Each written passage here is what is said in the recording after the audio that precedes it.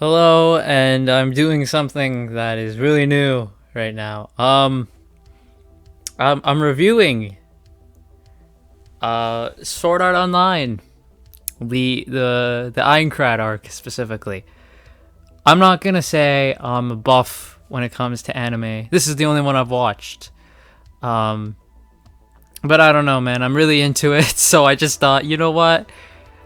Maybe I can find some like-minded people out on the internet who aren't rude to me, and we can discuss Sword Art Online together. Maybe we can do that. I don't know. Um, but I've decided I'd make this video because again I'm just really into Sword Art right now, and I decided screw it. Let's just talk about it. Let's talk. Let's get it out of there. Let's talk about my thoughts on this arc.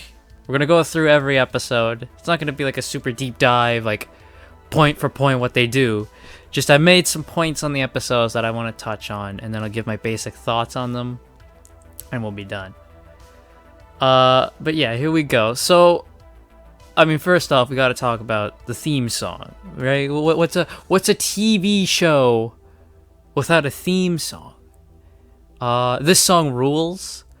It is god tier for me when it comes to theme songs of TV shows. If you don't think that this song is god tier, you're deaf and you will go to hell.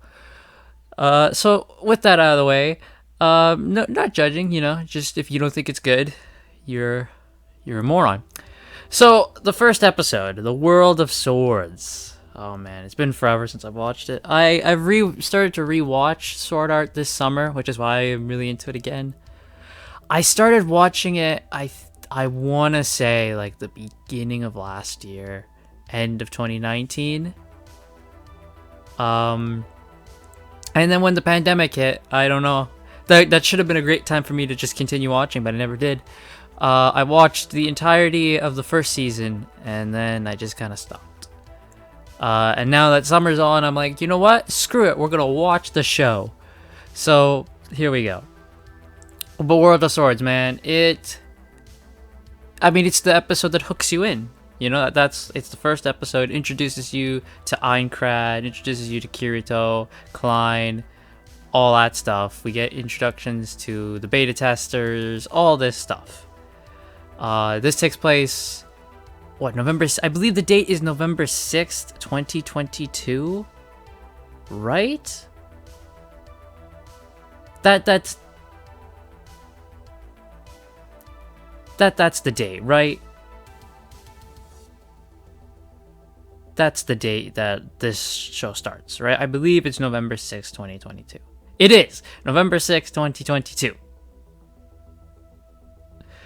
Which we're not too far off from now. Thinking about it, we're not too far off from November 6th, 2022. So they gotta do something cool on that day, right? We gotta get something for that date. Now I'm just hyping myself up. But the World of Swords. Again, introduction. The whole idea of you die in the game, you die in real life. It's really cool. The fact that they can't take off the gear is I think what makes it cooler. Where it's just like, oh, you just take off the gear, never play it again, you're safe. It's like, no. You can't take off the gear. Once you put it on, all of your, nerves, it's all game only. It doesn't impact your, real life body anymore. And they've got a freaking microchip in it that will fry your brain. Did no one, there has to be there would have been some videos online, surely, of someone taking apart the nerve gear and looking like, hey, there's this weird microchip, and then they would have found it. Because that's what they do with all consoles. Someone had to have done a video on this. Why was no one aware? But it's just a cool opening, man. It gets you hooked right in. They have the cool thing where they, have the mirror, and it gets rid of your avatar, so you look like what you look like when you entered. Considering the fact that everyone in this game who survives is freaking skin and bones by the time they get out. It's not an up-to-date, assessment of who you are. It's just kind of a, this is what you look like when you enter the game type thing. Because as we see later on, everyone's freaking in a hospital. But no, this was a cool episode. I really liked this episode. Introduces you again. I know I'm saying it a lot, but that's really what it is. It's an introduction. And I'm going to give ratings for every episode. I give this an 8. It was just a solid, like, okay, this was your introduction. Now we're going to go right in. And we had the next episode, Beater, where everyone is going up against the first boss of the first dungeon on the first floor, because you have to clear all 100 floors. We need to talk about that first of all, because I thought this whole show was them having to clear 100 floors. I swear to you, when I heard the premise that they're all stuck in a video game and they have to clear the floors to leave, I'm like, oh, so that's the whole show. No. Turns out, it's not even the whole first season. I mean, that's one thing I'm kind of not liking about. I really wished, if it wasn't going to be the whole show, at least make it the first season. It's 14 episodes is what we got. I would have loved if they made it longer. But anyway, in this episode, we meet Agil, who rules. We meet Kabao. What is his name? Kibao. However you pronounce his name. He's a dick. Who cares? Because we don't really see him ever again. And we meet Asuna. Who doesn't love Asuna? She rules. Yeah, so they all go beat the first boss. We find out that stuff from the beta isn't exactly the same, which, no shit. Because I don't know if you know this, but they have the beta out, so that the beta testers can tell them, oh, this works, this doesn't work, and then they change that. That's the whole point of a fucking beta test. What's his name? Oh, he's the blue-haired guy. Diabo? I think that's his name. He dies. He was a beta tester. He's the first of many I think he's our first death that we actually see in the show. To kind of like let it sink in that, yeah, he's dead now. Not just in the game, but in real life now, his body is just got a microchip just right in his neck. He's dead. Gone. We see Kirito be labeled as a beater, a cheater, and a beater. He's a beater. You know, he does it all, you know, to keep kind of like the stuff off the other beta testers, because they're all in the same boat at this point, you know. I doubt the beta testers, and again, it's like, I know why it's mob mentality, really, just kind of like you have to blame someone, and if Kayaba's not there, we gotta blame someone who we can, you know, reach, which is the beta testers. Fine episode. We see Asuna. She's already really skilled for this being her first video game. So yeah. And then we don't see Asuna for a while. She's gone for like 2 episodes. What the hell? Then we have the red-nosed ring. Oh, this episode, by the way, I also give an 8. It's just fine. It's solid. The red-nosed reindeer. Oh, baby. Oh, baby. This starts something that we should have kept for freaking I don't know how long. And that's these mini episodes of Kirito on his own. I'm going to talk about this now. They are, like, what, 5 of them? The next 5 episodes are episodes...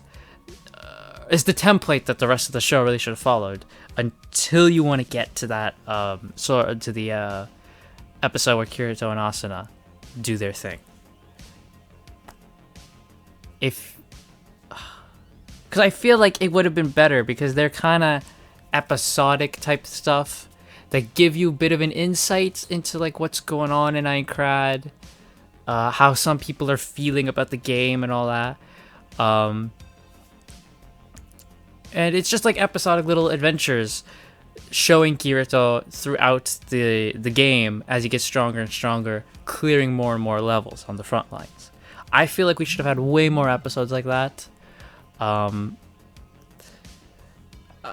don't know, man. They're good. I really like these episodic episodes. Like these next 5 episodes are what I wish the show was for the majority. Again, until we got to the sword dance episode. But I don't know. I don't know how else to explain it. I just wish there was more episodes like this, kind of episodic we're going through, because we meet a lot of people through these episodic episodes who then come back later on. I wish we would have had more of that. Even if, like, you just meet someone for this episode and then they die at the end, I don't know, it just gives some development, you know? But the Red-Nosed Reindeer, we meet, I believe they're called the Moonlit Black Cats. I believe that's what it's called. Moonlit Black Cats. I believe that's the group name. Where Kirito saves them. We don't actually get to see it in the show. But he saves them. And they're like level 20 something.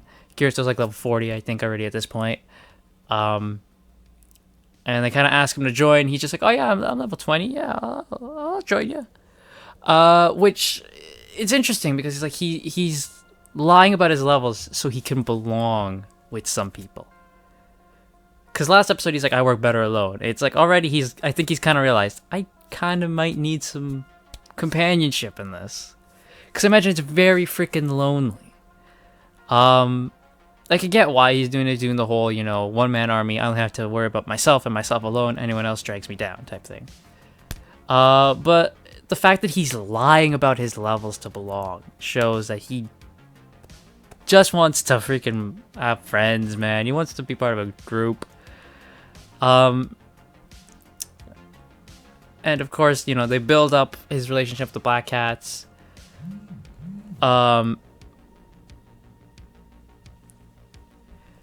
And we get to know about Sachi, about how she didn't want to leave the town of beginnings and all that. Kind of discussing the suicide option, and Kirito kind of tries to sway her away, kind of like, no, don't do that, that is dumb. We will work and we will get out of this game.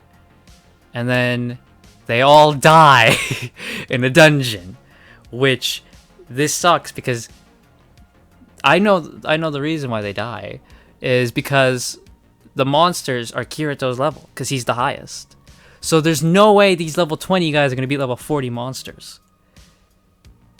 And they all die. And it is, technically, in a way, Kirito's fault, because he lied to them about his levels. If he just came clean, I don't think they would have been too mad at the fact he's level 40. If he just was like, hey, do you mind if I join you anyway?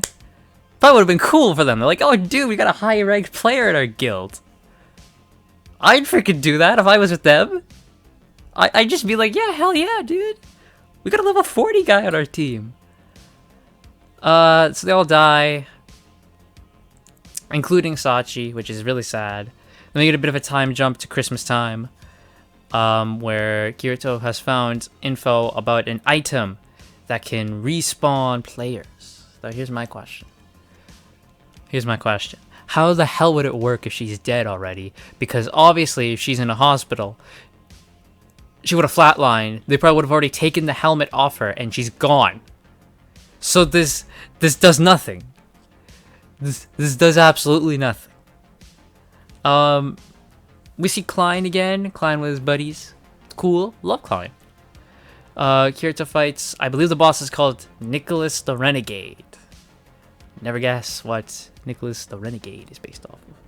He wins, he gets the item, the revival item, but you can only use it within 10 seconds of someone dying. Which makes sense, I guess, because, you know, the chip's probably going to take... That's probably how long it takes for the chip to activate, to kill them. So, you gotta use it quickly, you know? Like, as soon as they're dead, you use the freaking thing. And then we get the sad message with Sachi saying that she knows she's gonna die. She sends him a message at Christmas. She sings Rudolph the Red-Nosed Reindeer to him. He cries. It's sad. Great episode. I love this episode, man. It's just a really good episode into Kirito, who now goes into moody mode, moody angst anime character mode for a majority of the show now, which that's gonna be fucking yeah. Waiting for that. Out of 10, I give a 8.5. It's better than the other ones. The Black Swordsman is the next one. Meet Silica. I like Silica. She's cool. Her pet dies. Pina. Poor Pina. Kirito agrees to help her. Says that she reminds him of his sister, who we know as Sugu. Sugu? That's how you pronounce it, right? Sugu. I think it's Sugu. Suguha. Right? That's it. I'm not good at pronouncing these Japanese names. I'm sorry. We find out about PKers, player killers. Yes, this is interesting. That there are actually people out there who are just killing. Like, they're straight up murderers at this point. They are not player killers. They're straight up freaking murderers. We are killing people here. That is intriguing. That there are guilds based on we are going to kill people. Which pretty much, you know, it's their true colors, man. They're just psychopaths.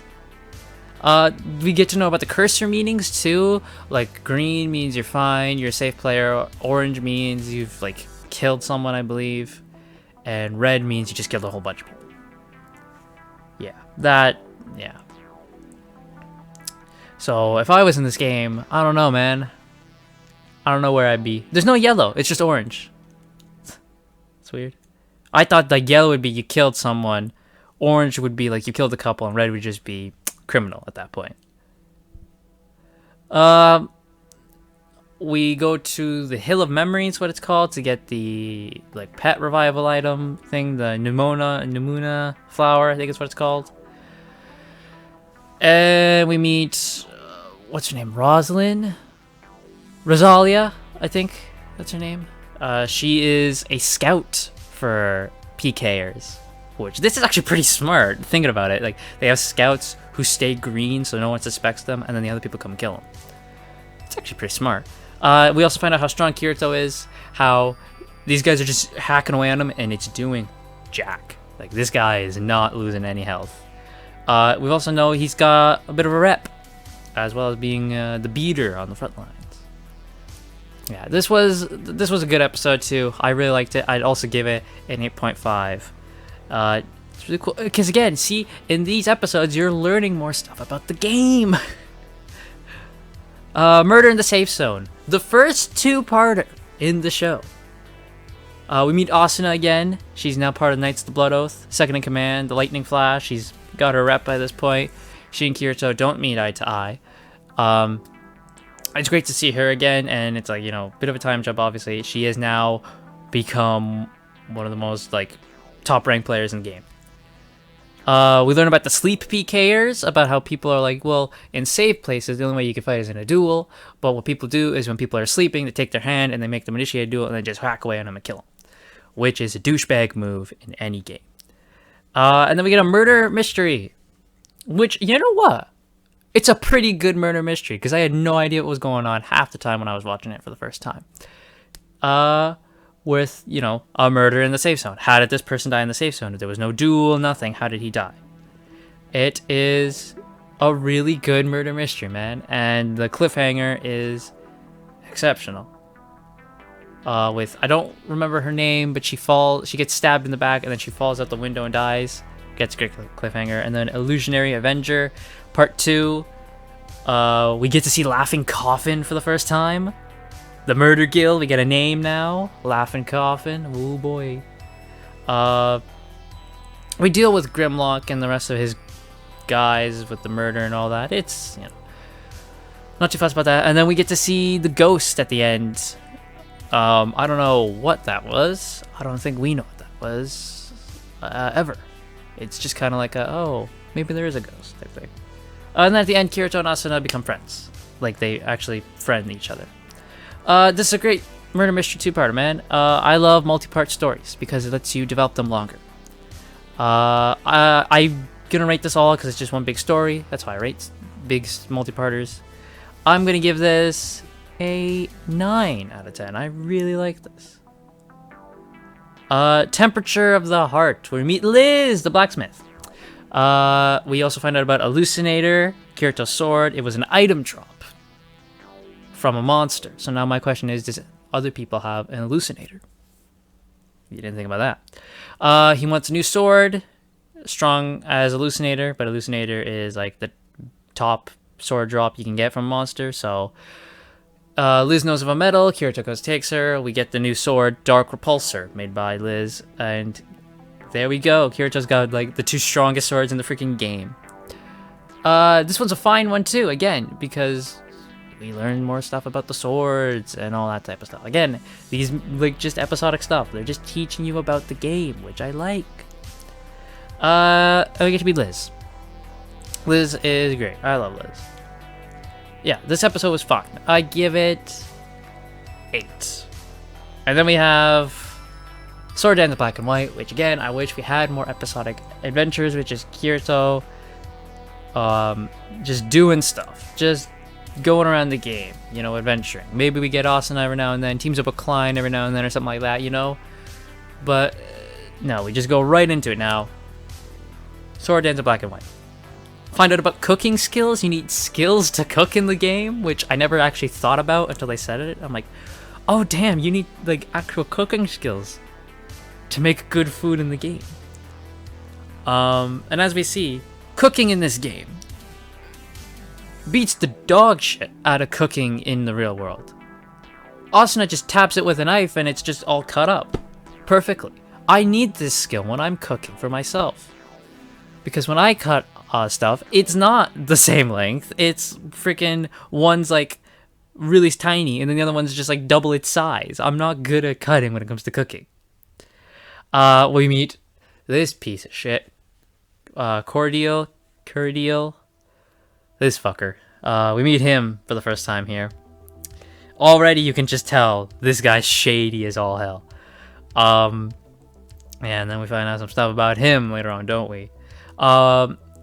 After Kirito and Asuna have their dinner, we find out that people are kind of more just content to live their life here at Sword Art. Like, less and less people on the front lines, more people are just kind of settling down and be like, you know what?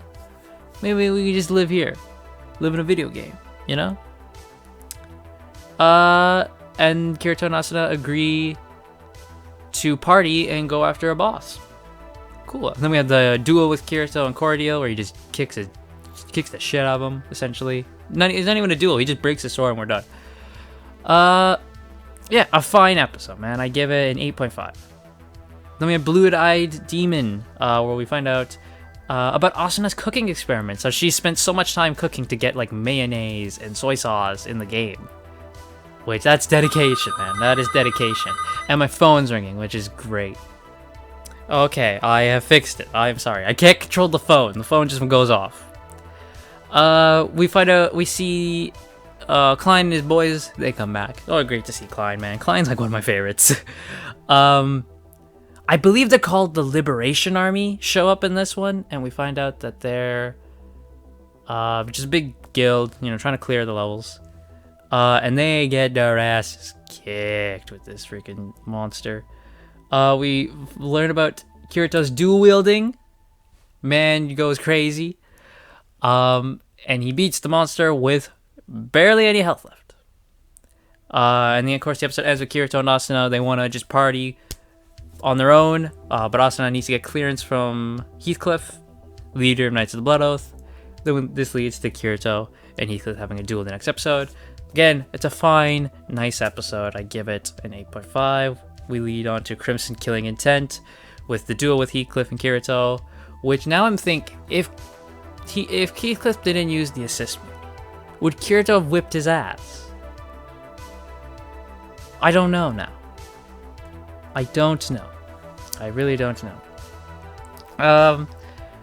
Of course, Kirito joins Knights of the Blood Oath. We see Cordial again, and how the fuck? Here's my question. Was no one monitoring their party besides Asuna? Because Asuna was monitoring for Kirito's sake. Was no one just monitoring this party to make sure nothing goes wrong? Like, if you're in this big guild, you should probably have someone who monitors every party. To be like, yeah, okay, stuff's going there, stuff's going there. Like, they're monitoring all the parties, so that way when they see someone's health going down, they go, oh shit, something going on over there.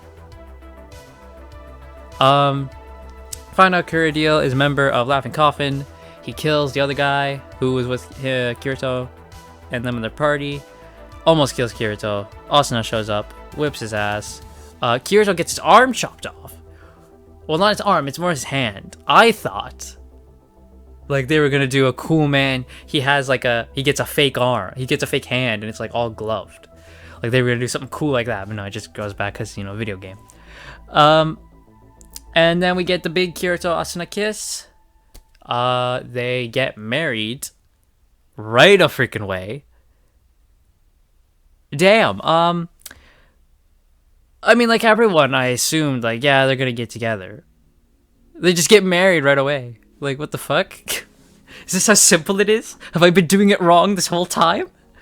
No, it's fine. I love this episode. Give it a 9. And then we move on to The Girl of Morning Dew. Another two-parter with Yui. Who doesn't love Yui? We get to see Kirito and Asuna's little cabin where they live. They're just having fun. Really newlyweds. And then we meet Yui. Who doesn't love Yui? Yui rules. My original theory on who Yui was I thought Yui was going to be Kayaba's daughter. It's a weird one, but it would have worked. That's who I thought Yui was going to be. I thought she was going to be Kayaba's daughter who logged in accidentally. And then when they find that out, Kayaba's going to come in, take Yui away, but give Kirito and Asuna something as like a thank you that would help, they would later use to kill him later on. Oh, but it didn't happen.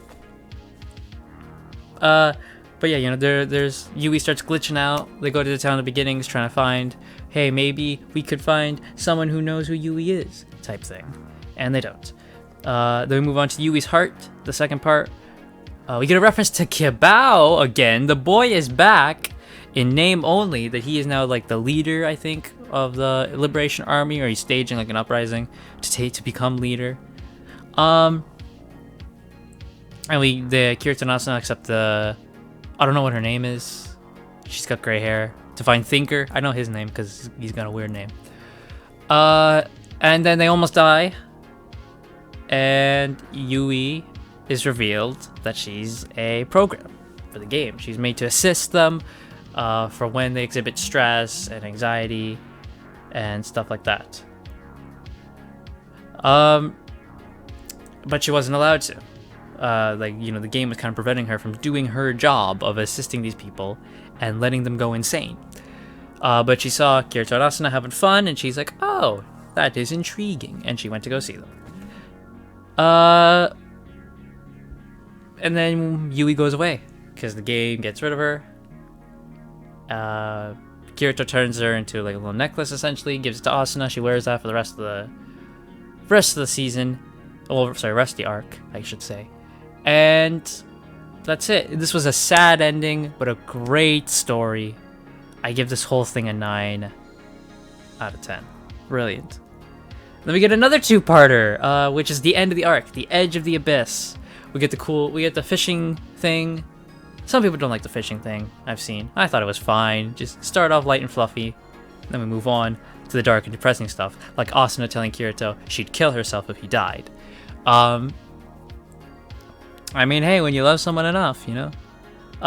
They talk about people being moved to hospitals, which did confuse me a bit. I'm like, how did they get the fucking nerve gear off? Look, because the nerve gear has to be plugged in, right? So how the fuck did they unplug it? Because then they would have died, and I don't know. I don't know. They go, everyone's here, man. Everybody's here. Smash, you know, everyone's here to beat the Skull Reaper, this big boss now. This dude is some CGI cartoon nonsense. And it takes, like, this guy's just wiping the floor with all of them. And he's built up as this big boss. And then the next episode, at the end of the world, they just kill him right at the beginning before the episode even gets the intro in. Which, alright then. And then we find out Heathcliff's identity, because Kirito gets suspicious that his health is not at yellow yet. We find out he is Kayaba this whole time. I did not see that coming, I'll be honest. That caught me off surprise. We have the duel between them again, where Kirito, if he wins, everyone's free. And dude, I will kid you not, I lost my goddamn mind when Asuna died. When she died, I legitimately had to stop, and I went like, what the shit just happened? And then Kirito died, and I went, yo, who? And then he did a freaking Undertale and refused to die, killed Kayaba, and beat the game. And I'm like, wow, 14 episodes, and we are done with this. And Asuna lives. I mean, I'm happy she lived, but I'm like, I would assume she would have died already, you know? We find out Asuna's name, her real name, Asuna Yuki. Kirito's real name, Kazuto Kirigara. and they go away. Kirito wakes up. He's all skin and bones. His hair is really long, which I appreciate the detail that, yes, because he's been asleep for 2 years and he's got this helmet on, that yes, his hair would be really long. I appreciate the detail. Thank you. And he gets out of bed and tries to go find Asta. And that's where we end this arc. This, to me, still is the best arc I've experienced in Sword Art. Again, should have gone on for way freaking longer. Which you could have if you had more episodic episodes. But yeah, it's fine. I give the finale a 10 out of 10. I love it. I give this arc as a whole a 9 out of 10. It's phenomenal. I really like it. That's where I'm ending this, man. This whole thing is just me talking. I'm just talking about Sword Art, rambling. If you like this type of stuff, let me know. I might do one on the freaking fairy dance. Oh god damn, save me for the next one. And yeah, I'm gonna end it. So if you like this rambling, these ramblings of a freaking, these ramblings of a young mind, we'll say. Like, comment, subscribe, all that good stuff. Share video. Let me know what you thought of the Aincrad arc in the comments, and see y'all next time.